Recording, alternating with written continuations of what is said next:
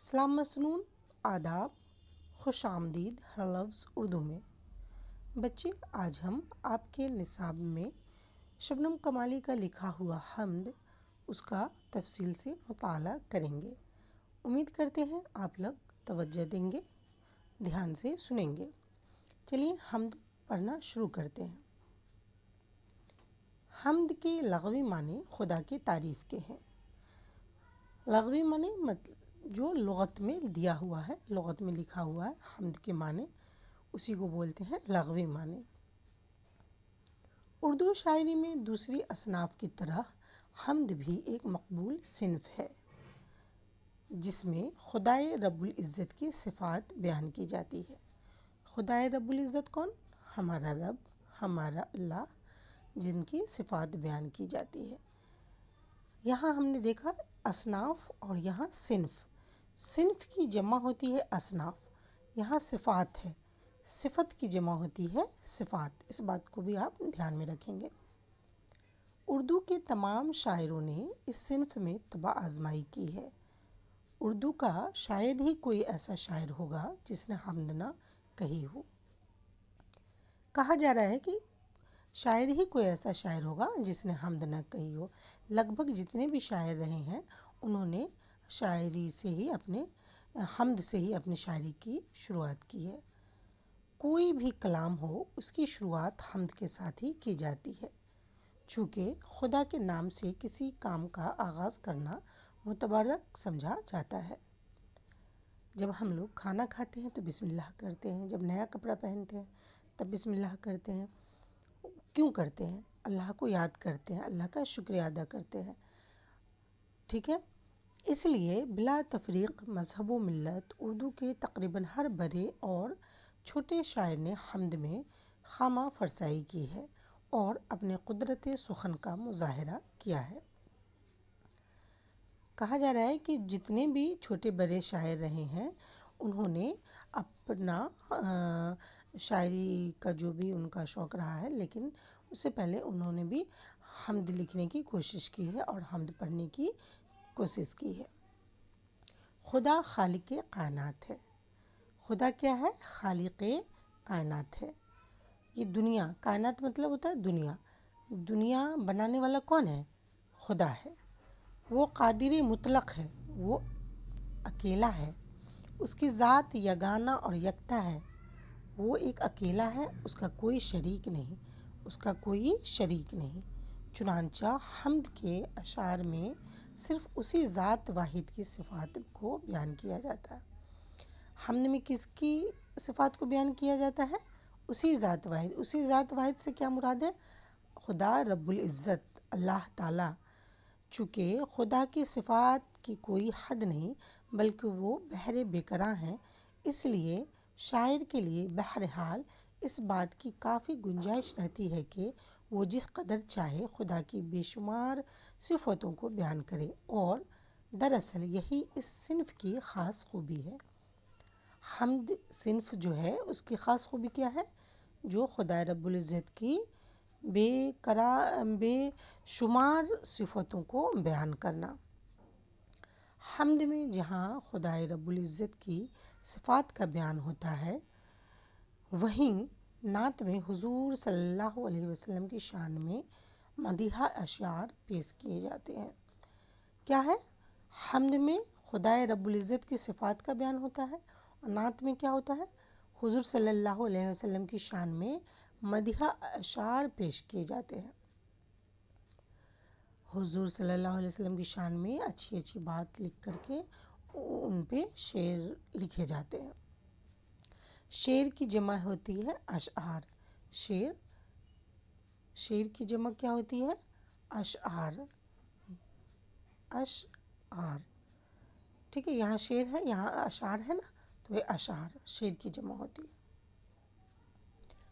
اسی طرح منقبت میں بزرگان دین، خلفائے راشدین اور اولیاء اللہ کی منظوم تعریف کی جاتی ہے۔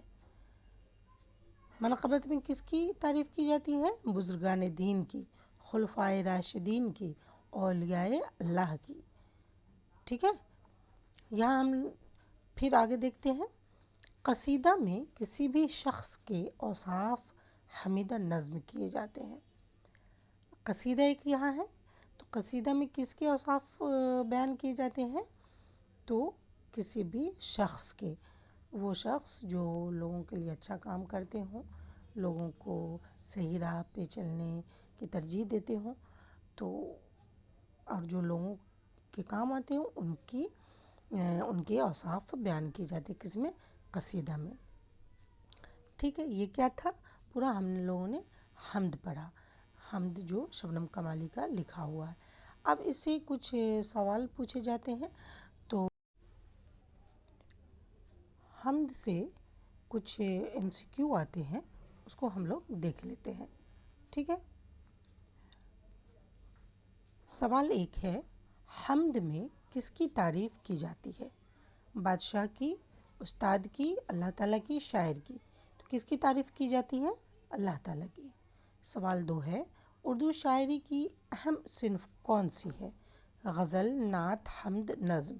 کون سی ہے؟ حمد۔ سوال تین ہے، حمد میں کن چیزوں کا بیان ہوتا ہے؟ جنگ کا، تجارت کا، خدا کی صفات کا، تعریف لوگوں کا؟ کن چیزوں کا بیان ہوتا ہے؟ خدا کی تعریف کا، خدا کی صفات کا۔ سوال چار ہے، خدا کی صفات شاعر حمد میں کیوں لکھتے ہیں؟ تفریح کے لیے، خدا کی عظمت بیان کرنے کے لیے، شہرت کے لیے، انعام کے لیے؟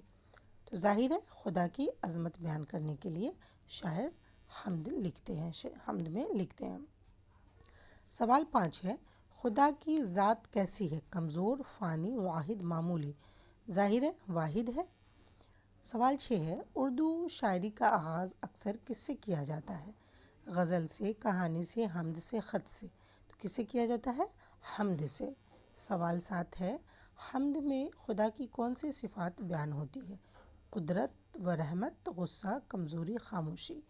تو کون سی صفات بیان ہوتی ہے؟ قدرت و رحمت۔ سوال آٹھ ہے، نعت میں کس کی تعریف بیان کی جاتی ہے؟ شاعر کی، بادشاہ کی، حضور اکرم صلی اللہ علیہ وسلم کی، دوست کی؟ آپشن سی ہے حضور اکرم صلی اللہ علیہ وسلم کی۔ سوال نو ہے، خدا پوری کائنات کا کیا ہے؟ مسافر ہے، خالق ہے، طالب ہے، شاعر ہے؟ کیا ہے؟ خالق ہے۔ سوال 10 ہے، حمد انسان کے دل میں کیا پیدا کرتی ہے؟ نفرت، خوف، محبت اور عقیدت، سستی؟ کیا پیدا کرتی ہے؟ آپ کمنٹ کر کے بتائیں۔ آپشن سی صحیح ہوگا، محبت اور عقیدت۔ اب ہے کچھ جو 2 نمبروں والے سوال آتے ہیں، یہ تو آپ کو اسی طرح سے آتا ہے، سوال رہے گا، 4 آپشن رہے گا، اس پہ ایک آپشن کو آپ کو چننا ہے، اور ایک سوال اس طرح سے آتے ہیں جو 2 نمبروں کے لیے ہوتے ہیں، ون لائنر جسے کہیں گے، آپ کو لکھ کر کے بتانا ہوتا ہے، جسے آپ شارٹ آنسر کویشچن کہتے ہیں، 2 سے 3 مارکس کے لیے آتے ہیں۔ تو اسے بھی ہم دیکھتے ہیں۔ سوال ایک ہے، حمد کی تعریف لکھیں۔ تو جواب کیا ہوگا؟ حمد اردو شاعری کی ایک اہم صنف ہے جس میں اللہ تعالیٰ کی تعریف و توصیف بیان کی جاتی ہے۔ پھر ہے سوال نمبر 2، حمد کی خصوصیات بیان کریں۔ خصوصیات کیا ہو سکتا ہے؟ وہ بیان کرنا ہے۔ ابھی ہم لوگوں نے حمد پورا پڑھا ہے، اس کے MCQ بھی کیے ہیں، تو سمجھ میں آ گیا ہوگا کہ کیا کیا خصوصیات ہو سکتے ہیں۔ پھر بھی جواب لکھا ہوا ہے، آپ کو ہم بتاتے ہیں۔ اس میں خدا کی تعریف کی جاتی ہے، خدا کی قدرت اور رحمت بیان ہوتی ہے، شاعری کا آغاز اکثر حمد سے کیا جاتا ہے۔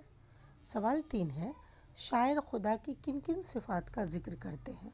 جواب ہے، شاعر خدا کی قدرت، عظمت، مہربانی اور احسانات کا ذکر کرتے ہیں۔ یہ جو ہے اضافی ہو گیا ہے، اس کو آپ اگنور کریں گے۔ ٹھیک ہے، سوال 4 ہے، حمد اور نعت میں کیا فرق ہے؟ ہم نے پڑھا ہے نا، حمد، نعت، منقبت اور قصیدہ۔ آپ ہم کو کامنٹ کر کے بتائیے، قصیدہ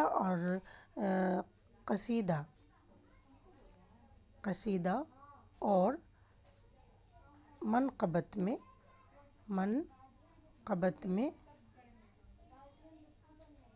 کیا فرق ہے؟ آپ ہمیں یہ جو ہم نے دیا ہے اسے کمنٹ کر کے بتائیے، یہ ایک طرح سے آپ کا ہوم ورک ہو سکتا ہے۔